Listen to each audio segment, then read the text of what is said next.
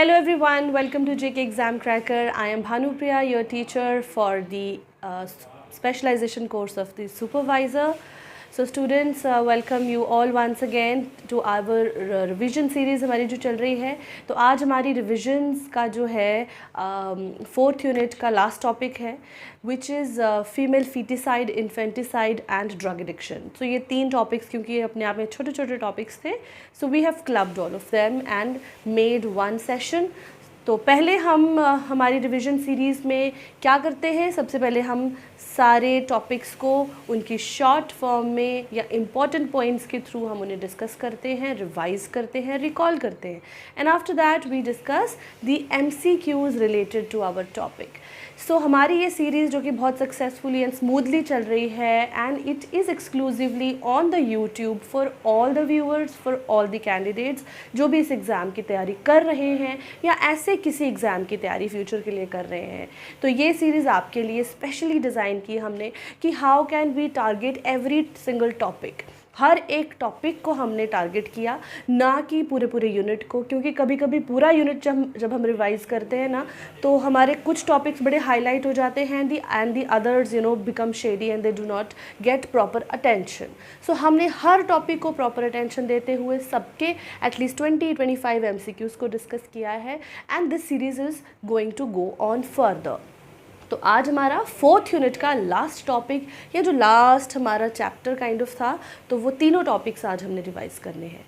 And I welcome once again all of them जो हमारे साथ पहली बार जुड़ रहे हैं, because in every video, in every class there are some students, some candidates जो शायद हमारी वीडियो को पहली बार देख रहे हो. तो this information is for them that if you are also preparing for the post of supervisor in the social welfare department, जिसकी के हमारी जो क्लासेस हैं वो हमारी जेके एग्ज़ाम क्रैकर ऐप पर कंप्लीट हो चुकी हैं. The whole course is uploaded and completely available in the video form as well as PDF form.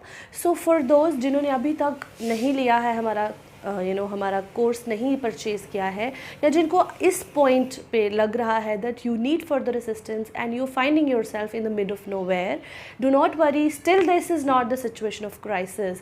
तो ये क्राइसिस का टाइम अभी नहीं है क्योंकि exam dates are not yet announced. ठीक है, तो हम क्या कर सकते हैं, आप ऐप पर जाकर हमारा कोर्स अभी भी परचेज़ कर सकते हो, which are at heavy discounts.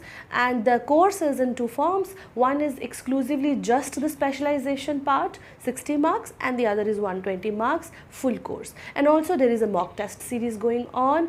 Mock test series में हमने भी वहाँ पर भी topic wise टेस्ट अपलोडेड हैं, as well as full length topics, full length units के भी हमारे मॉक टेस्ट चल रहे हैं.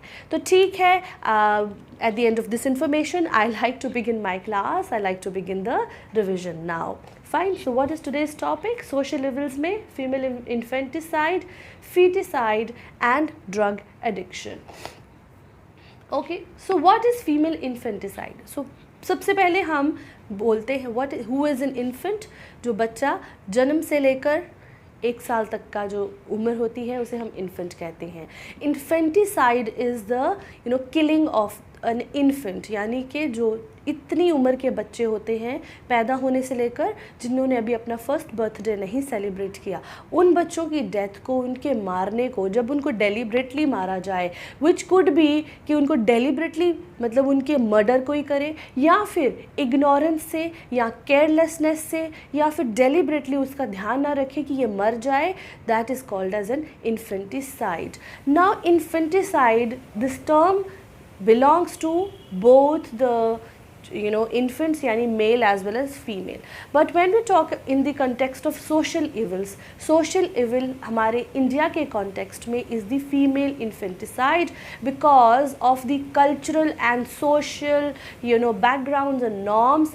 It is the female infant or the जो लड़कियाँ होती हैं they are less wanted or less desired in the society, क्योंकि क्या prevalence है कि मेल चाइल्ड होना चाहिए, मेल होना चाहिए हमारा बच्चा. तो अगर किसी का बेटा ना पैदा हो या बार बार 2 से 3 बेटियां पैदा हो जाएं तो एक काइंड ऑफ डिसलाइकिंग कुछ लोगों में आ जाती है, unwantedness, that I do not want this child, वो अनडिज़ायरेबल जो बच्चा है वो कहीं ना कहीं इतने नेग्लेक्ट का शिकार हो जाता है या कभी कभी डेलिबरेटली उसको मारा जाता है, तो वो बच्चा कौन होता है? Mostly it is N female. तो इसीलिए इसे हम, इस इविल को हम कैसे समझते हैं? As female infanticide. Okay, so infants जो है is the age group 1 day और मोर दैन 1 डेज, एक दिन के बच्चे से लेकर 1 साल के बच्चे तक को हम कहते हैं। वैसे अगर देखा जाए तो जो बॉयज़ हैं they are at more risk of getting died, मरने के जो चांसेस या सर्वाइवल का रेट जो है वो लड़कों का लड़कियों से कम होता है at birth. But why do the girls die more? It is because ये इंटेंशनल होता है। तो इसीलिए रिस्क फैक्टर्स कुछ ऐसे होते हैं, जैसे किसी का फैमिली में वायलेंस का हिस्ट्री हो, जैसे पति पत्नी अगर ज़्यादा लड़ते हों आपस में, तो हो सकता है कि उस नेगलेक्ट में या छीना झपटी में बच्चे को नुकसान हो जाए, वो मर जाए, उसको नेगलेक्ट किया जाए, या किसी पेरेंट की मेंटल हेल्थ सही नहीं है। There are many factors that could lead to infanticide. तो female infanticide is what? Intentional killing of the baby girls. Why? Because there is a more preference for baby boys. Okay, तो mostly ये चीज़ क्या है? It is a cultural thing, because of the prevalent cultural values, and the causes could be many. It could be dowry, कि लड़कियाँ बड़ी हो जाएंगी तो हम इनको दहेज कहाँ से देंगे। गरीबी है अगर तो लड़कियों को पहले ही बोझ समझा जाता है, और लड़कों को क्या समझा जाता है? Like they are going to support the financial system और the economic health of the family. Okay, so इसीलिए फीमेल इन्फेंटिसाइड जो है वो एक सोशल इविल है, because it has led to what? It leads to skewed sex ratio. तो इसीलिए what is the sex ratio? It is how many females are there per 1000 mails. तो हम अगर चाइल्ड सेक्स रेशो की बात करें, how many female children are there per 1000 male children. So this ratio is lesser always. There are very few regions, बहुत ही कम states या UTs हैं India में जहाँ पर फीमेल का जो नंबर है वो मेल से ज़्यादा है, चाहे वो हम चिल्ड्रन की बात करें या ओवरऑल अडल्ट की बात करें। तो why is it so? Because of such evils. Okay. तो there are some facts, like India में जो है वो फीमेल चिल्ड्रन की डेथ्स जो है वो ज़्यादा होती हैं। There are more number of the missing girls, there are more sex selective abortions. Okay, and also it is shown that there are some attitudes of the parents कि अगर लड़की बच्चा जो है, बेटी बीमार हो तो शायद उतना ध्यान नहीं देते पेरेंट्स, अगर लेकिन बेटे को बुखार भी आ जाए तो उसको फटाफट से ले जाएंगे, क्योंकि ये हमारे परिवार का चिराग है, ये तो हमारा वंशज है, तो हमारा वंश ना ख़त्म हो जाए। तो because of the prevalence of what? There is patriarchy, so there is more desire of a male child. Fine, now let us see what is feticide. ये तो इन्फेंटिसाइड था। अब फीटिसाइड क्या होता है? What is a fetus? Fetus is an unborn child, जो अभी माँ के गर्भ में है, जो अभी मदर के वूम में होता है, उस बच्चे को, उसे हम कहते हैं फीटस। तो फीटस इज़ कि जब बच्चे को मार दिया जाए in the womb of the mother, और killing of the foetus intentionally because it is a female, that is female feticide. Fine, and or in other terms we can say it is a sex selective abortion, that abortion करवाना बच्चे का sex जानने के बाद, if it is a male we will keep it, if it is a female we will kill it. Fine, so it refers to the aborting of the female fetus because of the cultural biases against women. Fine, India की sex ratio जो 2011 census के accordingly इतनी है, लेकिन बच्चों के case में तो और भी कम है, विच इज़ 914. फाइन, तो there are several reasons, culture, dowry and poverty and socio-economic reasons, ideology. तो इसकी वजह से होता क्या है? there is a low sex ratio. low sex ratio से क्या होता है? there is a trafficking of the females, चाहे वो बच्चियाँ हो या बड़े हो, increased crimes against women. The legal framework बहुत है, मतलब जो लॉज हैं मेन क्या हैं? इंडियन पीनल कोड में बहुत सारे लॉज हैं. Then there is a PNDT act, that prenatal diagnostic technique जो है, यानी कि पैदा होने से पहले बच्चे का जो सेक्स है वो डिस्क्लोज़ नहीं कर सकते हैं डॉक्टर्स पेरेंट्स के साथ, because if they get to know that it is a male और a female, they might go for an abortion, चाहे वो अब मेडिकली करें चाहे किसी अपने देसी नुस्खे से करें कि हमें बच्चे को नहीं रखना है। तो that is why PNDT act is there. Okay, ठीक है। तो क्या है कुछ गवर्नमेंट इनिशिएटिव्स, जैसे बेटी बचाओ बेटी पढ़ाओ है, Sukanya Samriddhi Yojana, which means that government tries to facilitate the families in one or the other manner, कि किस तरह से हम पेरेंट्स को या सोसाइटी को सपोर्ट करें कि वो बेटियों को बोझ ना समझें। जैसे सुकन्या समृद्धि योजना है, तो इसमें सरकार जो है वो लड़कियों जिनके भी गर्ल चाइल्ड होता है, तो registration and after all this thing, तो एक बच्ची के अकाउंट में पैसे आते हैं वो जो कि मैच्योर होता है जब वो 21 साल की होती है। तो इट मीन्स दैट गवर्नमेंट बहुत सारे ऐसी स्कीम्स चलाती रहती है कि बेटी का जो जीवन है वो आसानी से गुजरे। CBSE उड़ान स्कीम, ओके, एंड ये हमारी स्कॉलरशिप्स हैं, national girl child day observe किया जाता है, तो so many such things there. Okay, तो अब हम नेक्स्ट देखते हैं ड्रग एडिक्शन को। What is drug addiction? See there are some such substances जिनको मतलब हम मेजर जो टर्म यूज़ करते हैं सब्सटेंस यूज़ कहते हैं। तो सब्सटेंसेस कुछ ऐसी नशीले पदार्थ जिनको इस्तेमाल करके इंसान अपनी जो सेंसेस है वो मतलब उसकी फेड सी हो जाती हैं। तो ऐसी चीज़ें जो एडिक्टिव होती हैं, तो उसका बहुत ज़्यादा अब्यूज़ है हमारी कंट्री में। और इसका मेन रीज़न क्या है? अब मैग्नीट्यूड अगर यहाँ लिखा है तो मैग्नीट्यूड ये है कि हमारे देश में पॉपुलेशन बहुत ज़्यादा डाइवर्स है, यूथ पॉपुलेशन सबसे ज़्यादा है, होने के साथ साथ लोगों में बेरोज़गारी भी है। तो इसीलिए लोगों को मतलब अपनी कुछ दुख तकलीफ़ों का जो निजात है, या थोड़ा सा कह सकते हैं कि they find it like a way out, कि मैं बहुत परेशान हूँ, मेरे पास काम नहीं है, धंधा नहीं है, तो मैं क्या करूँ, चलो माल फूंकते हैं या इंजेक्शंस लगाते हैं, नशा करते हैं, वो जो अफ़ीम होती है, कोकेन होती है, तो वो सब यूज़ करें।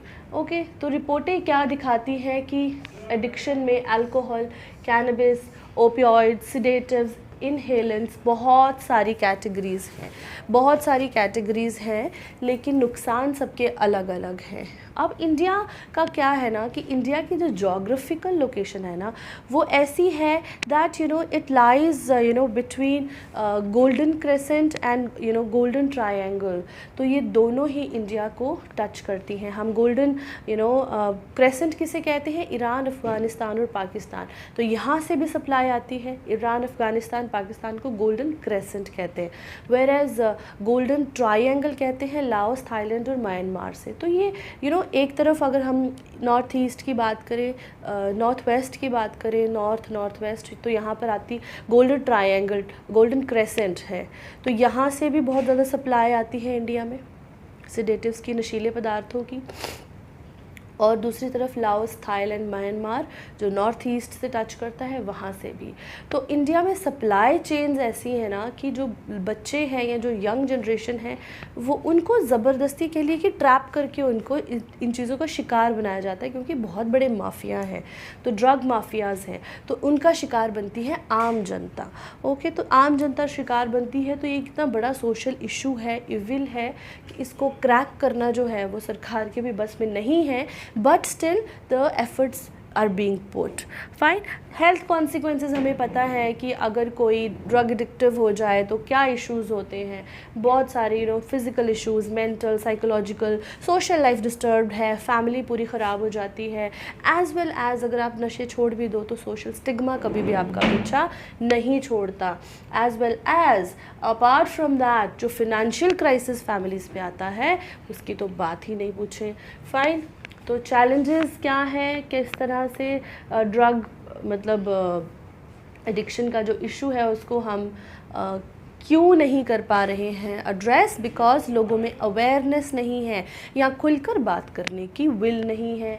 There is a stigma and discrimination, कि अगर किसी को ये लत लग जाती है, एडिक्शन हो जाती है, तो family finds it very stigmatic to tell it to the other people कि हाँ भाई हमारा बच्चा या my husband, my brother, you know, they have become drug addictive and how do we get rid of it. क्योंकि ये problem होती है कि एक बार किसी को पता चल गया तो फिर वो हमारे साथ कोई फ्यूचर रिलेशंस बनाने में मतलब हिचकिचाएंगे, ऐसा प्रॉब्लम आएगा। तो what is it, people keep it to themselves, तो वो अंदर ही बात रखते रखते बात बिगड़ जाती है and sometimes people die also. As well as access to treatment and some policies and NGOs वो भी बहुत कम है ना, रिहैबिलिटेशन सेंटर्स या प्रॉपर जो हम कहें कि टेक्नोलॉजीज़ वो भी कम है यहाँ पर।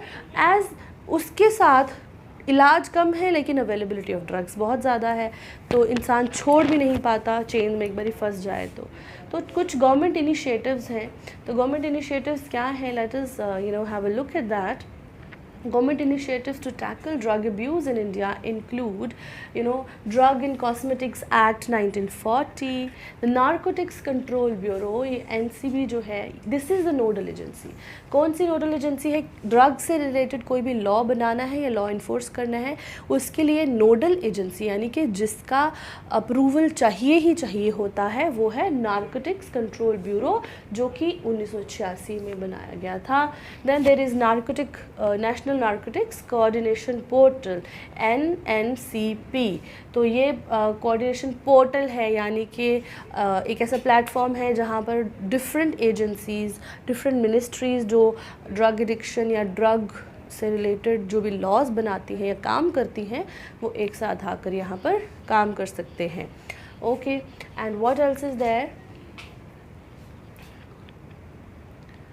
There are Integrated Rehabilitation Centers for Addicts, that is IRCAS। Ministry of social justice and empowerment इसको देती है फिनेंशियल असिस्टेंस NGOs को और वॉलंटरी ऑर्गेनाइजेशंस को, कहती है कि आप प्लीज़ आएँ और रिसर्च रिहैबिलिटेशन सेंटर्स इस्टेब्लिश करें ऐसे लोगों के लिए जिनको रिहैब की ज़रूरत है। Then national action for drug demand reduction NAPDDR, कि ड्रग डिमांड की रिडक्शन करनी है हमने, तो ये लॉन्च किया था ministry of social justice and empowerment ने। कब किया था? 2018 में, और ये 2025 तक यानी 7 साल का नेशनल प्लान है। और इसका एम है कि हम किस तरह से दुनिया में या लोगों में ड्रग की जो डिमांड है वो घटा सकते हैं और किस तरह से इसकी सप्लाई को भी तोड़ सकते हैं। Then there are some drug free India campaign या नशा मुक्त भारत अभियान है। 15 अगस्त 2020 को इसको फ्लैग ऑफ किया गया था और it is like different voluntary organisations across the country have come forward कि किस तरह सबसे पहले तो अवेयरनेस फैलाना बहुत ज़रूरी है कि भाई अगर कोई आपको पहली बार ऑफ़र करता है तो आप नहीं लोगे तो आप इसके एडिक्शन में नहीं आओगे। एक बार ही नशा करोगे, दूसरी बार मन करेगा, फिर आप एडिक्टिव हो जाओगे और आपकी लाइफ ख़त्म। तो इस तरह के कि खुल के मंच पे लोग आकर या गांव में, पंचायतों में, हर जगह बैठकर खुले से बात करें तो ही चीज़ें होंगी। तो कुछ ऐसा इसका मुद्दा है नशा मुक्त भारत का। Then there are some international treaties जिनका इंडिया भी सिग्नेटरी है, such as UN convention on narcotic drugs 1961, UN convention on psychotropic substances 1971, UN convention against illicit traffic in narcotic drugs and psychotropic substances 1988, and UN Convention against transnational organized crime 2000. So there are many international treaties because drug addiction or drug abuse is not a national but an international issue. So international level पे ये issue को address करना ज़रूरी है। but this is a known fact कि ये इतना बड़ा माफिया, इतना बड़ा business है, इसको तोड़ना बहुत मुश्किल है। जब तक supply chain नहीं टूटेगी तब तक लोग उसका शिकार होना नहीं छोड़ सकते। ठीक है जी, तो समझ में आ गया। अब हम करते हैं अपने multiple choice questions को discuss। Okay, first question is what is female infanticide? Female infanticide हम किसे कहते हैं? Is it selective killing of female infants within a society or culture, or it is the selective killing of male infants within a society or culture? the abandonment of infants regardless of their gender or neglect of infants due to poverty or lack of resources. तो पहला option हमारा क्या कहता है कि female infants को मारना with in the society और सिलेक्टिव किलिंग, या selective killing of female infants within a society or culture. So yes, it is the answer, क्योंकि it is क्या होता है कि फीमेल बच्चों को, मतलब फीमेल इन्फेंट्स को मारना, मेल इन्फेंट्स को मारना तो नहीं होता, या फिर बच्चों को अबेंडन कर देना, कहीं भी छोड़ देना रिगार्डलेस ऑफ, यानी लड़का हो या लड़की हो उसको अबेंडन कर देना, this is not female infanticide. या neglect of infants due to poverty और lack of, no, it is not neglect, it is killing. Okay, female infanticide. तो ऑप्शन ए इसका आंसर है. Very easy question. Let's move on. Which of the following is not a common reason for female infanticide? Female infanticide का कारण इनमें से क्या नहीं है? Gender based discrimination, gender based discrimination तो इसका कारण है. प्रेफरेंस फॉर मेल ऑफस्प्रिंग्स, लड़के की इच्छा रखना, ये भी इसका कारण है. रिलीजियस बिलीव्स, कि हाँ भाई अगर हमारी रिलीजियस बिलीव्स में क्या चीज़ें आ जाती हैं कि जैसे हमारी चिता को अग्नि बेटा देगा टाइप्स, तो ये भी इसका कारण है. Availability of contraception, so this is not a reason for female infanticide ना. ये ऑप्शन कहीं सेट ही नहीं बैठ रहा, और हमारा क्वेश्चन पूछता है कि कौन सा कारण नहीं है, तो इट इज़ दिस वन. बाकी जो तीनों ऑप्शंस हैं वो तो फीमेल इन्फेंटिसाइड का ठीक ठाक कारण है. Okay, question 3, how can female infanticide be addressed? Female infanticide को किस तरह से एड्रेस किया जा सकता है, यानी किस तरह से उसको रोका जा सकता है? Option A says legal prohibitions and enforcement, education and awareness campaigns, empowering women and girls, और all of the above. So when we look at the options, पहला कहता है कि लॉ के थ्रू, लॉ बनाकर और इन्फोर्स करके, या लोगों में अवेयरनेस फैलाकर, शिक्षा के थ्रू हम इन्फेंटिसाइड को रोक सकते हैं, या बेटियों को और लड़कियों को, विमेन को एम्पावर करके हम फीमेल इन्फेंटिसाइड को रोक सकते हैं. सो ये सारे के सारे ऑप्शंस जो हैं they are very potent to address female infanticide. So option D is the answer, which is all of the above. Alright.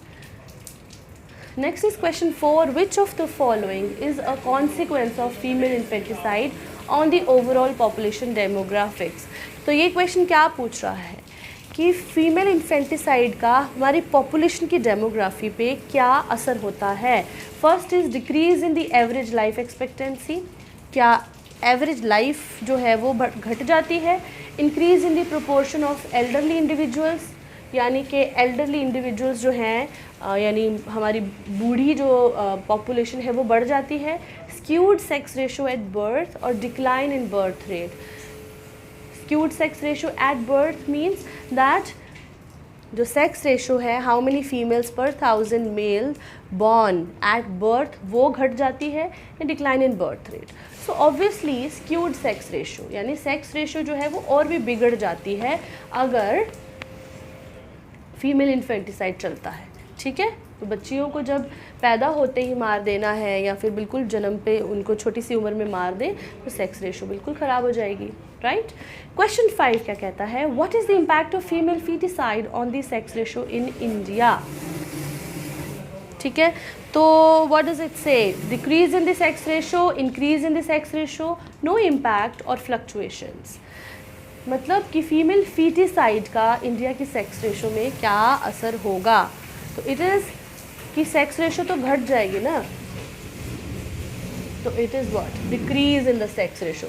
बाकी ऑप्शंस क्या कह रहे हैं? सेक्स रेशो बढ़ जाएगी, यानी कि फीमेल्स का नंबर बढ़ जाएगा. अरे भाई, अगर फीमेल चाइल्ड को या फीटस को पैदा ही नहीं होने देंगे तो कैसे बढ़ेगा? वो तो और घटेगा ना. इम्पैक्ट, कोई इम्पैक्ट नहीं होगा. नहीं भाई, इम्पैक्ट तो बहुत बुरा होगा. फ्लक्चुएशंस नहीं होंगी, सीधा सीधा घटेगी सेक्स रेशो. ठीक है जी, क्लियर है. Next is question number 6. Which law considers engaging in sex-selective abortion using prenatal diagnostic techniques as a punishable offence? कौन सा लॉ है इनमें से जो कहता है कि सेक्स सिलेक्टिव अबॉर्शन या फिर मतलब इन द वूम बच्चे का सेक्स जानना जो है वो कानूनन जुर्म है। Indian penal code, dowry prohibition act, medical termination of pregnancy act और PNDT act.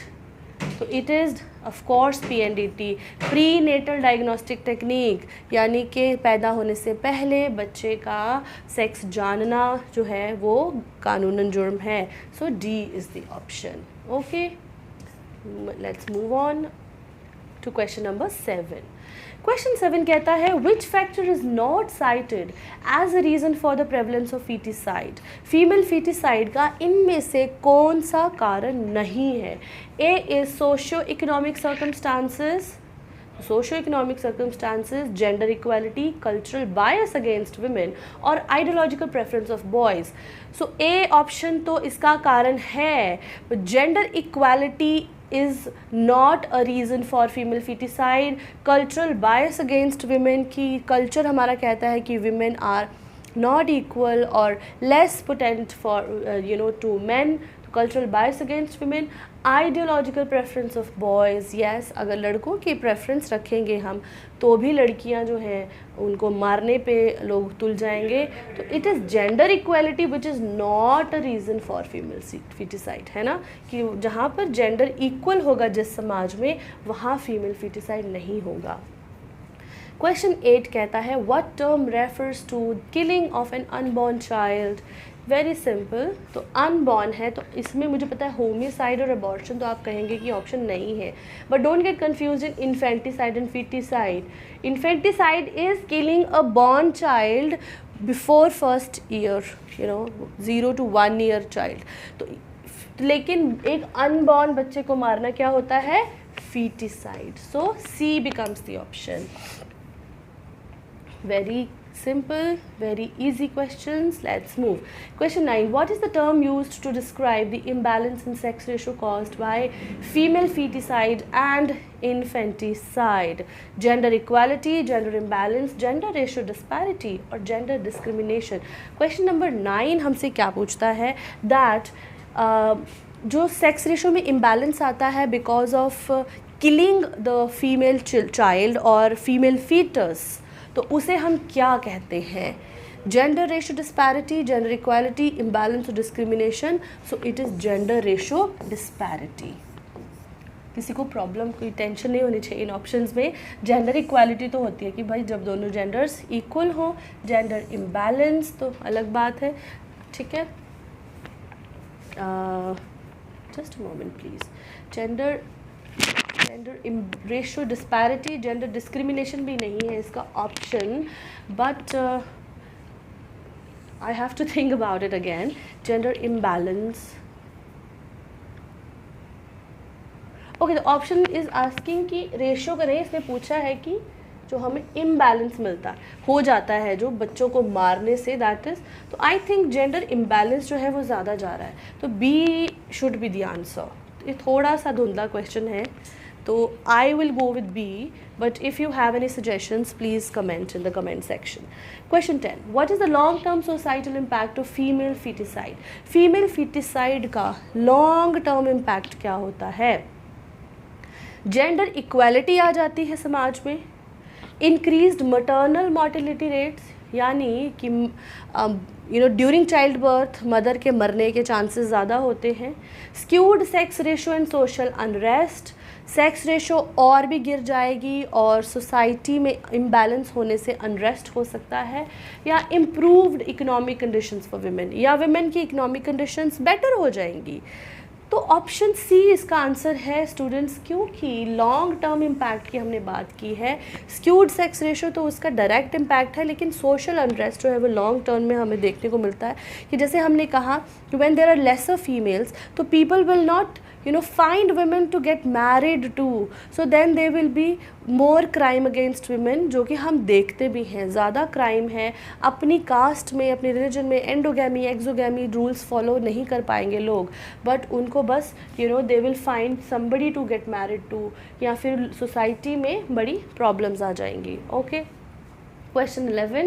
What laws have been implemented in many countries to prevent female feticide? बहुत सारी कंट्रीज़ में किस तरह के लॉज कौन से लॉज को इम्प्लीमेंट किया गया है कि फीमेल फीटिसाइड को रोका जा सके? मैटरनिटी प्रोटेक्शन एक्ट नहीं भाई, ये तो बात करता है मैटरनिटी की। Child marriage restrain act no. Family planning act no. तो it is preconception and prenatal diagnostic techniques कि हम किस तरह से we can stop female foeticide when the people will not get to know what is the sex of the unborn child. So C is the answer. Next, move on to question 12. What is the primary reason for female feticide in many societies? बहुत सारे समाजों में, बहुत सारी जगहों पर female feticide का main reason क्या होता है? Economic factors, cultural preferences for male offsprings, medical complications during pregnancy और गवर्नमेंट पॉलिसीज़. तो क्या कारण होता है फीमेल फीटिसाइड का? Economic factors is one of the reasons but not always, because we see that बहुत सारी इन्फ्लुएंसिव फैमिलीज़ या good families who can actually afford a girl child, they also go for sex selective abortion. So economic factors is not the reason. Cultural preferences for male offspring may be the option. Medical complications during pregnancy, नहीं भाई, this is medical termination of pregnancy. Government policies तो है ही नहीं, तो B option है इसका. B answer है कि जो कल्चर के थ्रू जो हम लोगों में आइडियोलॉजी बनी होती है ना कि मेल चाइल्ड हमें प्रेफर है, हमें मेल चाइल्ड होना चाहिए, तो that becomes like a very fertile reason for killing the female fetus. अब जैसे नॉर्थ ईस्ट की बात करें हम, या कोई भी जो मेट्रियार्कल सोसाइटीज़ हैं जहाँ पर female have the authority positions, authority status in society, वहाँ पर उनकी लाइफ को उतना ख़तरा नहीं होता, वहाँ पर लड़कियों का पैदा होना बोझ नहीं समझा जाता क्योंकि कल्चर जो है वो विमेन को एम्पावर करता है. तो वहाँ पर हमें सेक्स रेशो सही देखने को मिलती है. Question 13. Which technology is commonly used for determining the sex of the fetus and is often misused for female feticide? ठीक है, तो मतलब इसका सीधा सीधा पूछने का मतलब है कि किस टेक्निक से इन बच्चे को स्कैन किया जाता है, एक अनबॉर्न चाइल्ड को, और इसी को मिसयूज़ किया जाता है कि भाई the child to be born is a girl or a boy, तो अगर गर्ल है तो उसको मार देते हैं. Ultrasound imaging, MRI scanning, x ray और अम्यूनोसेंटेसिस, तो of course it is ultrasound imaging, है ना. Question 14. Which of the following is not a common characteristic of drug addiction? Drug addiction का कैरेक्टरिस्टिक इनमें से कौन सा नहीं होता है? A is compulsive drug seeking and use, कि ड्रग की ऐसे ज़रूरत पड़ती है कि तलब होती है.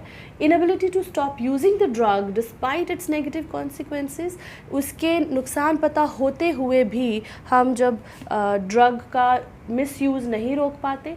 Temporary changes in brain chemistry और withdrawal symptoms when not using the drug. इसमें से क्या है? ब्रेन की केमिस्ट्री में कोई चेंजेस आ जाते हैं, या फिर विदड्रॉल सिम्टम्स कि जब ड्रग ना मिले तो मतलब ऐसे परेशानी होती है इंसान को, विदड्रॉल सिम्टम्स दिखते हैं. तो इसका answer is C, that brain की केमिस्ट्री में कोई चेंजेस नहीं आते हैं, बट लाइक इंसान को तलब होती है, उसकी तकलीफ़ पता होते हुए भी one can not stop using it, all that. So C is the answer. Question 15. Which of the following is a common symptom of drug withdrawal? Drug withdrawal का यानी कि जब आप ड्रग को छोड़ें तो क्या प्रॉब्लम मेन सामने आती है? यूफोरिया, इंक्रीज्ड एनर्जी, डिप्रेशन और improved concentration. Euphoria is a feeling of goodness, good feel, ऐसा लगता है कि सब सही है. तो ये तो तब होता है जब इंसान नशे में होता है. It doesn't happen when you are withdrawing from the drug. So euphoria नहीं है. इंक्रीज एनर्जी भी तब होती है जब आपने ड्रग ले लिया तो इंसान को लगता है कि wow I am the most powerful person. Depression could be. Improved concentration नहीं, ख़राब होती है कंसंट्रेशन. सो डिप्रेशन आंसर है कि जब इंसान जो ड्रग एडिक्टिव होता है ना, वो ड्रग को ये नहीं यूज़ कर पा रहा होता तो इंसान को डिप्रेशन काइंड ऑफ फील होता है. Okay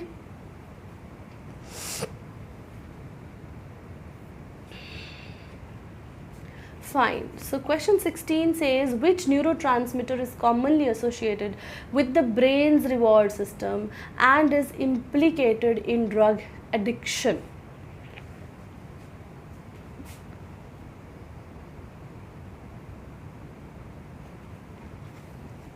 Okay.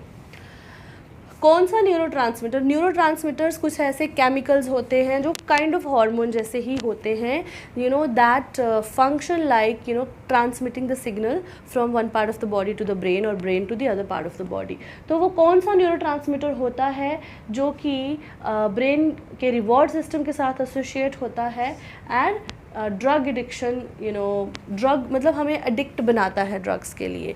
Is it serotonin, dopamine, गाबा और ग्लूटामेट? तो स्टूडेंट्स इट इज़ सीधा सीधा ये डोपामीन होता है.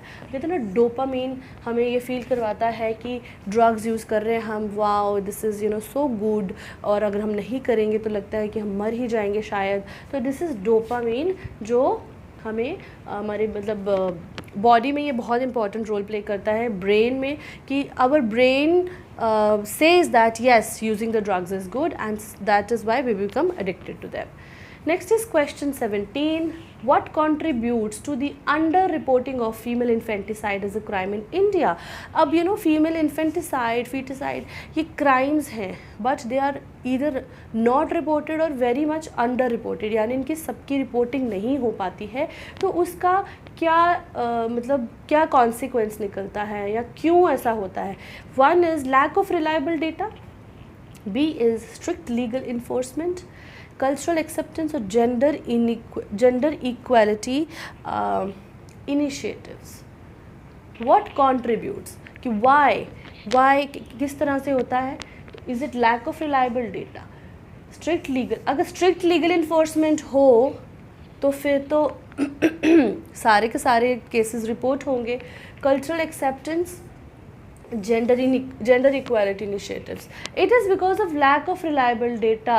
Under reporting इसलिए होती है ये ना कि you know we do not have sufficient data, you know people do not report things and जो data पुलिस के पास होगा या फिर लोग जो हैं इसको ज़रूरी भी नहीं समझते. ठीक है, तो A is the answer. Question 18 क्या कहता है? What is the primary reason for the preference for male children in India's patrilineal and patriarchal system? India के पेट्रीलिनियल और पेट्रियार्कल सिस्टम में मेल चाइल्ड की प्रेफरेंस का मेन रीज़न क्या है? इकोनॉमिक स्टेबिलिटी, की बेटा होने से इकोनॉमिकली स्टेबल हो जाएगी family, social status, religious beliefs और familial lineage continuation. Social status बढ़ता है बेटे के पैदा होने से, इकोनॉमिक स्टेबिलिटी आती है, ज़रूरी तो नहीं है बेटियां भी कर सकती हैं, रिलीजियस बिलीव्स या फिर वंश का आगे बढ़ना. सबसे इम्पॉर्टेंट प्राइमरी रीज़न क्या है? वंशज, कि हमें अपने परिवार को, हम कहते हैं ना नाम ख़त्म हो गया यार, बाप का कोई बेटा नहीं होगा या है ना दादे का नाम तो पोता आगे लेके जाता है, कभी कोई नहीं कहता कि पोती, क्योंकि वो तो शादी करके दूसरे कुल में चली जाती है. तो family lineage continuation is the like the primary reason कि why male child is always you know demanded और always desirable. Next is question 19 says what contributes to the easy availability of drugs in India? India में drugs की जो supply है या drugs की availability easily क्यों है? Strict drug control regulations? अरे नहीं भाई, अगर तो ड्रग कंट्रोल रेगुलेशन स्ट्रिक्टली होगी तो फिर तो नहीं होगा ना. Next is remote geographic location. India की जोग्राफिकल लोकेशन जो रिमोट है, रिमोट यानी कि सबसे दूर है, नहीं, ऐसा नहीं है. Limited drug production in neighbouring regions. Neighbouring regions जो इंडिया के नेबरिंग हमारे पड़ोसी रीजन हैं, देश है, वहाँ पर ड्रग की जो प्रोडक्शन है वो कम है. अरे नहीं, it is just the opposite. It is कि इंडिया के जो जोग्राफिकल लोकेशन है ना वो मेजर अफीम के जो प्रोड्यूसिंग रीजन्स हैं या इस तरह के जो ड्रग सब्सटेंसेस को प्रोड्यूस करते हैं उनके पास है. Like I mention that golden crescent and golden triangle. तो गोल्डन ट्रायंगल और गोल्डन क्रेसेंट के बीच में इंडिया बसा हुआ है. Golden crescent is in Iran, Afghanistan, Pakistan, और गोल्डन ट्रायंगल क्या है? Laos, Thailand and Myanmar. तो इनके बीच में इंडिया का बसना जो है वो इंडिया में ड्रग सप्लाई को और स्ट्रॉन्ग करता है. Okay, question 20, how does drug abuse contribute to crime. अब ड्रग अब्यूज़ जो है वो क्राइम को कैसे बढ़ावा देता है? क्या ये क्राइम और वायलेंस को घटाता है? नो। क्या ये कम्युनिटी में एका बढ़ाता है, कोहिजन को इनकरेज करता है? No. It increases violence in crime rates and और it decreases the impulsive behaviours. It is कि ये बढ़ाता कैसे है कि इंसान का जो बिहेवियर है वो बहुत इम्पल्सिव हो जाता है। You do not think the consequences, you just do what you feel like. अगर आपको किसी पे गुस्सा आया है, किसी ने तुमसे लाउडली बात की, तुम्हारे पास खंजर है, बंदूक है, उठा के मार दोगे या उसको गले से पकड़ लोगे। तो इसीलिए इंसान का अपने आप से आपाक हो जाता है, इसीलिए वो वायलेंस रेट्स जो हैं वो ड्रग अब्यूज़ से बढ़ते हैं। नेक्स्ट इज क्वेश्चन 21, ये क्या कहता है कि इनमें से ड्रग अब्यूज़ का नेगेटिव इम्पैक्ट क्या नहीं है, ड्रग क्या नहीं है। Let's start from the last option. Sometimes I like to break the rule and I go from bottom to up. So increase in the violence, ये तो इसका इम्पैक्ट है। Promotion of healthy relationships with family and friends, अरे नहीं भाई, अगर drug abuse करते हैं तो कभी भी फैमिली और फ्रेंड्स के साथ अच्छे रिलेशनशिप्स नहीं रह सकते हैं, तो यही इसका आंसर होगा। पर हम बाकियों को भी देख लेते हैं। Economic potential gets wasted, it does, तो it is an impact. Question है what is not an impact. Next is increase in diseases like HIV, hepatitis and tuberculosis. This is also the reason, this is also one of the impacts. तो impact क्या नहीं है कि हमारे रिश्ते जो हैं वो हमारे घर वालों के साथ या फैमिली फ्रेंड्स के साथ अच्छे होते हैं। ओके, नेक्स्ट इज़ कौन सी ऑर्गेनाइजेशन जो है UN की, कौन सी ऑर्गेनाइजेशन जो वर्ल्ड ड्रग प्रॉब्लम को एड्रेस करने में सबसे इम्पोर्टेंट रोल प्ले करती है? Is it world bank? World bank is a financial organization. World health organization is yes, it is a health organization. International monetary fund भी financial है, और UNESCO जो है वो हमारा एजुकेशनल, साइंटिफिक और कल्चरल ऑर्गेनाइजेशन है। तो it is definitely world health organization, क्योंकि ड्रग्स के मिसयूज़ से, ड्रग के अब्यूज़ से समाज का जो मतलब हेल्थ सिस्टम है वो बिगड़ता है, हमारा जो ह्यूमन रिसोर्स है वो वेस्ट होता है। तो world health organization addresses the drug issue in the world.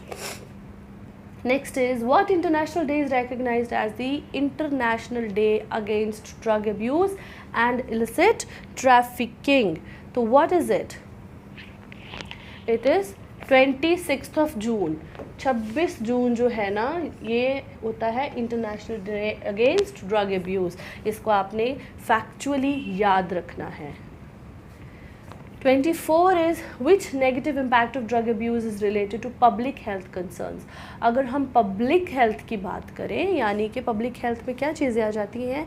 Such diseases which are communicable, कि अगर एक को होंगी तो उससे 4 या 10 और लोगों को होने के चांसेस होते हैं. तो drug abuse से public health का क्या लेना देना है? पहला ऑप्शन कहता है that it affects relationships with family and friends. Family और फ्रेंड्स के साथ रिलेशनशिप्स ख़राब होते हैं, तो ये पब्लिक हेल्थ कंसर्न तो नहीं है. फिनेंशियल बर्डन बढ़ता है, this is also not public health issue.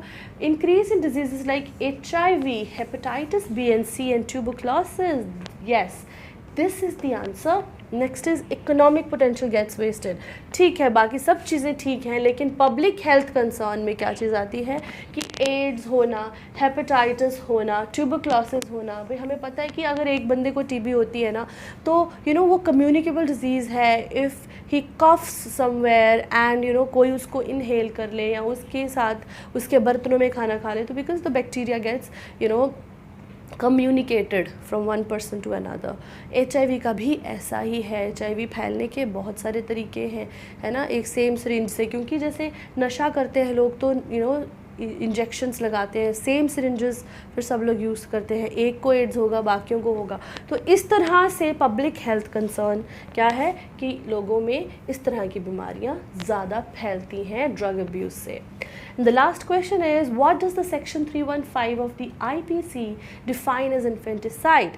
तो हमारी जो इंडियन पीनल कोड की धारा 315 है उसके मुताबिक इन्फेंटिसाइड क्या होता है? Killing of a child with in 0 to 1 year of age, with in 1 to 5 year of age, 5 to 10 और 10 to 18. अरे infant is what? 0 to 1 year of age. तो 0 to 1 year एज का जो बच्चा है उसको मारना होता है infanticide, and it is according to the IPC section 315 and even otherwise.